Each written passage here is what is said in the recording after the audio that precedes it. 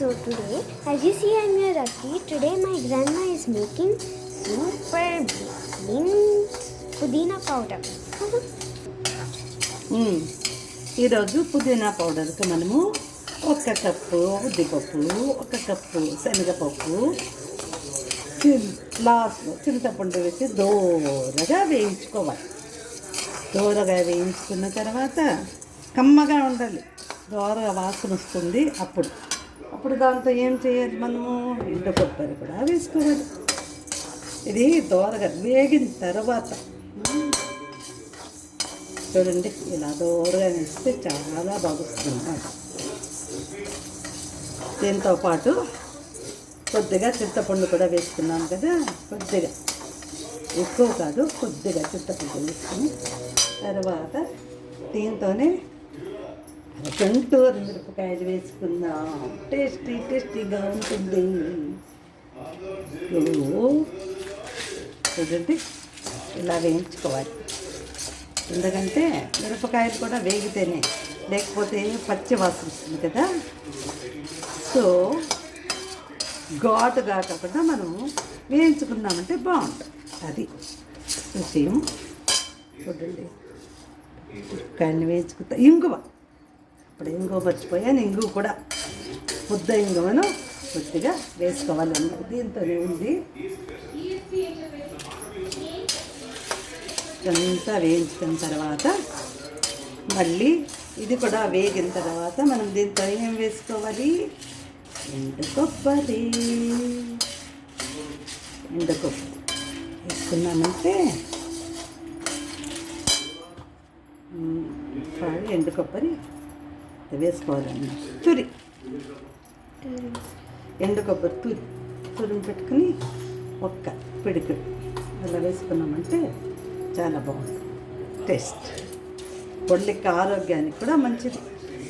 పుదీనా ఆరోగ్యానికి మంచిది, ఎండు కొబ్బరి ఆరోగ్యానికి మంచిది. ఇంకా పప్పులు తెలిసిందే కదా. ఇలా చేసుకుని అన్నంలో కలుపుకొని తిన్నామంటే బాగుంటుంది, ఆరోగ్యానికి మంచిది. మెయిన్ మనం ఆరోగ్యంది మాత్రం చేసుకుని తినాలి కదా, అదన్నమాట. పుదీనాన్ని మాత్రం నెయ్యిలో వేయించుకుందాము. ఉండండి, ఇది అయిపోతుంది, 1 నిమిషం ఇది అయిపోతుంది. అయిపోయింది, దీన్ని దించేస్తాను. దీన్ని కట్లోకి ఉంచుకుందాం. 1 నిమిషం ఉంచేసుకున్నాం కదా. చూడండి, ఇలా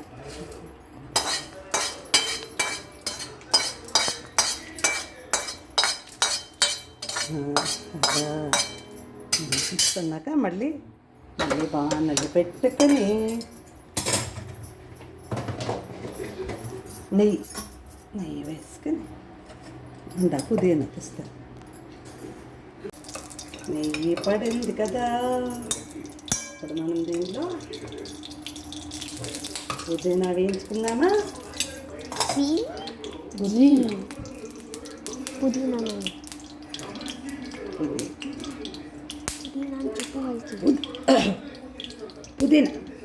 పుదీనా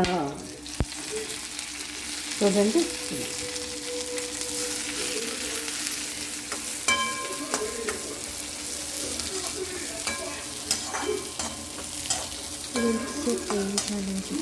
బాగా వేయించాలి. నీలో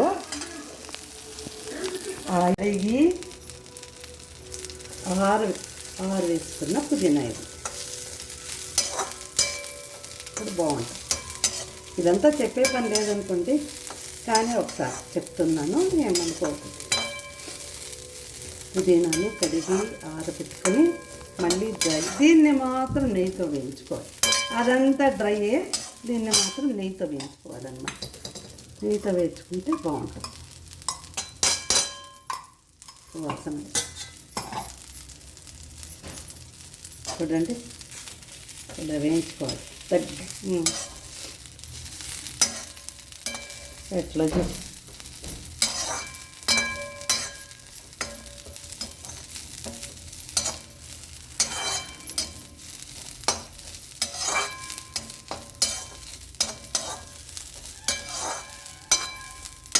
చూడండి ఎలాగ కరబరబురారు మరబరబురాలు అన్నీ వేయించుకోవాలి. దీన్ని మాత్రం బ్రెయిన్తో వేయించుకోవాలన్నమాట.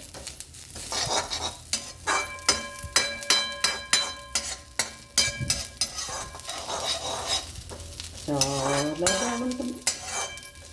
నైస్.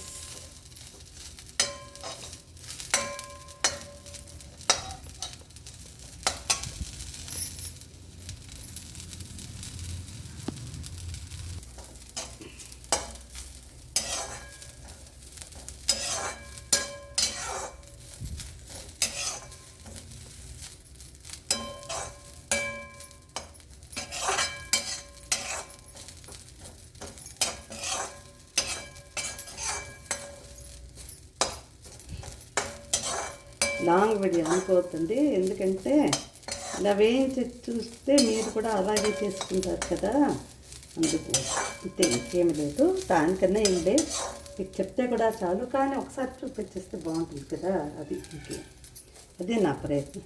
మీరు కూడా రుచిగా ఇలాగే చేసుకుంటున్నామంటే కొన్ని రోజులు నిల్వ ఉంటుంది.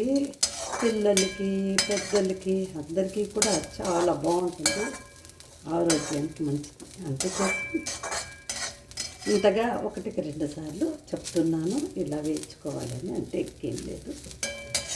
అంతే మనకు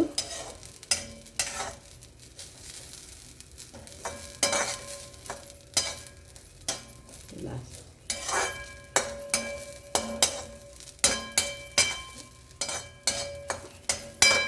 స్టవ్ ఆఫ్ చేసుకుని ఈ కాసేపు ఇలాగే ఉంది, ఈ ఉడుకు కాసేపు ఉప్పుగా ఇది వేడికి ఇంకా తగిన ఉప్పు వేసుకున్నామంటే అయిపోయింది.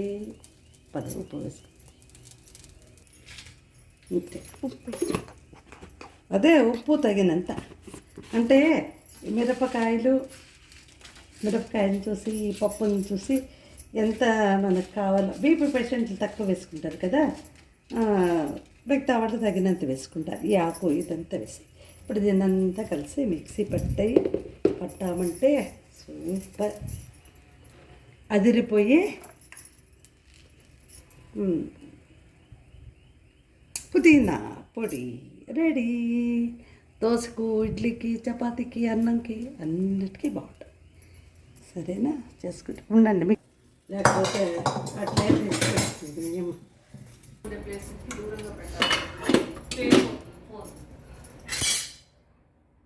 పుదీనా చట్నీ రెడీ అవుతుందా? పుదీనా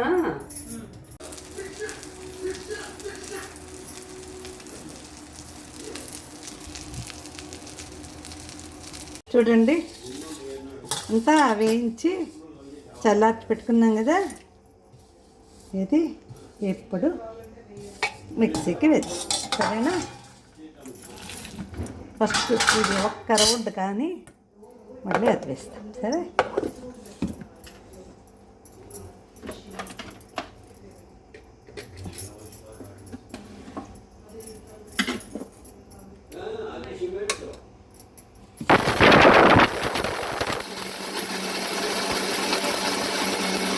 ఎదిగింది కదా, ఇప్పుడు ఇది వేసేస్తాం. వేయించుకుని పెట్టుకున్నాం కదా పుదీనా నీలో, అది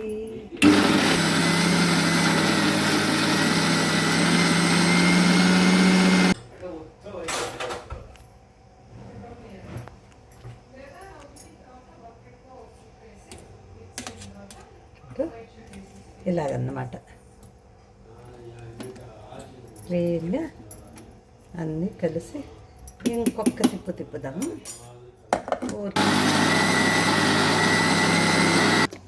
చూడదు తట్లో వేసి చూడండి,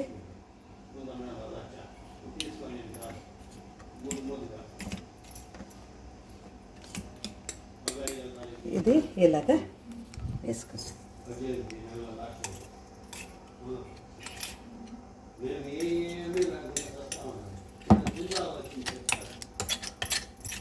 అయిపోయింది పుదీనా పొడి. ఇలా కంప్లీట్ ఇలా మనం చేతిలో తీసుకుంటే కూడా బాగుంటుంది. స్పూన్లో కూడా తీసుకోవచ్చు, కానీ ఇలా తీసుకుంటే చేతిలో కలిపితే బాగా కలుస్తుంది అన్నమాట. మీకు ఇష్టమైతే తిరగబాతు పెట్టుకోండి, లేకపోతే కూడా పర్వాలేదు, నో ప్రాబ్లం. ఉండండి.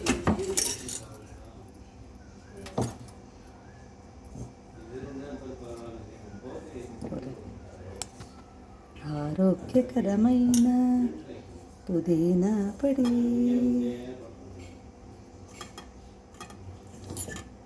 అన్నీ మంచి పదార్థాలు పడింది అన్నమాట దీన్ని. అంటే మళ్ళీ కావాలంటే అన్నంలో కలిపి కూడా చూపిస్తాను. ఓకే, సరే ఇదిగోండి. కావాలనే వాళ్ళు తిరగబాతు వేసుకోవచ్చును. కొంచెం స్వీట్ ఇష్టపడే వాళ్ళు కాస్త ఎక్కువ కాదు, కొద్దిగా బెల్లం వేసుకోవచ్చు.